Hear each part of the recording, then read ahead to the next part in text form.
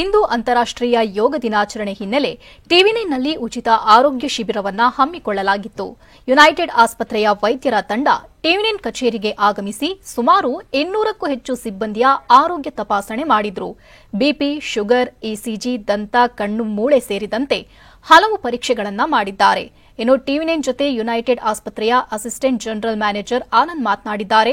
ಆರೋಗ್ಯವೇ ಮೊದಲ ಭಾಗ್ಯ ಎಂದು ಹೇಳ್ತಾರೆ. ಮಾಧ್ಯಮಗಳಲ್ಲಿ ಕೆಲಸ ಮಾಡುವವರಿಗೆ ಕೆಲಸದ ಒತ್ತಡ ಹೆಚ್ಚಾಗಿರುತ್ತೆ.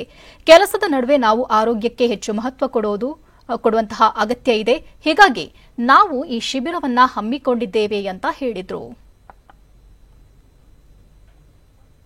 Today it is a privilege for us to be associated with the TV9 network. It is very nice of TV9 network to be undertaking initiative of health check of its staff, a preventive health check, which is a cause towards community health and community well-being. And to partner with TV9 is a privilege for United Hospitals.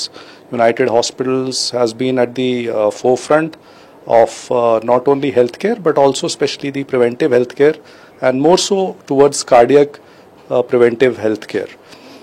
In the last 7 months or so, we have screened almost 7,000 people into a very, very advanced test, which is the CT calcium scoring test. Sir, ಮೊದಲಿಗೆ ಆರೋಗ್ಯವೇ ಭಾಗ್ಯ ಅಂತಕ್ಕಂಥ ನಾಣ್ಣುಡಿಯನ್ನು ಇವತ್ತು TV9 news channel ಅಕ್ಷರಶಃ ನಿಜ ಮಾಡಿದ್ದಾರೆ. ಇವತ್ತಿನ busy schedule ಆಗಿರ್ಬೋದು ಅಥವಾ ಇವತ್ತಿನ ಮಾಧ್ಯಮ ಇದರಲ್ಲಿ ಎಲ್ಲನೂ ಕೂಡ ಬ್ರೇಕಿಂಗ್ ನ್ಯೂಸೇ ಆಗ್ತಾಯಿದೆ. ಅಂದರೆ ಮಾಧ್ಯಮದಲ್ಲಿ ಕೆಲಸ ಮಾಡ್ತಕ್ಕಂಥ ಎಂಪ್ಲಾಯೀಸ್ ಮೇಲೆ ಎಷ್ಟು ಒತ್ತಡ ಇರ್ತದೆ.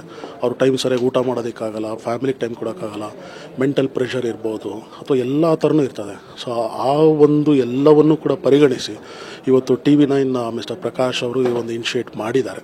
ಇವತ್ತಿನ ಒಂದು ಇದರಲ್ಲಿ ಏನಂದರೆ ಆಲ್ಮೋಸ್ಟ್ ಸ್ವಲ್ಪ BP ಆ್ಯಂಡ್ ಶುಗರೇ ಇರ್ತದೆ ಆ್ಯಂಡ್ ಹಾರ್ಟ್ ರಿಲೇಟೆಡ್ ಜಾಸ್ತಿನೇ ಇದೆ ಸರ್. ನಾವೇನಕ್ಕಂದರೆ ಈಗ ನಾವೇನು ಹೇಳಿದ್ವಿ 384 ಸ್ಲೈಡ್ಸ್ ಅಂತ ಹೇಳಿ ಕ್ಯಾಲ್ಸಿಯಂ ಸ್ಕೋರಿಂಗ್ ಅಂತಕ್ಕಂಥ ಏನು ಹೇಳಿದ್ವಿ ನಾವು ಅರೌಂಡ್ ಒಂದು 2 ತಿಂಗಳಲ್ಲೇ ಕೂಡ 7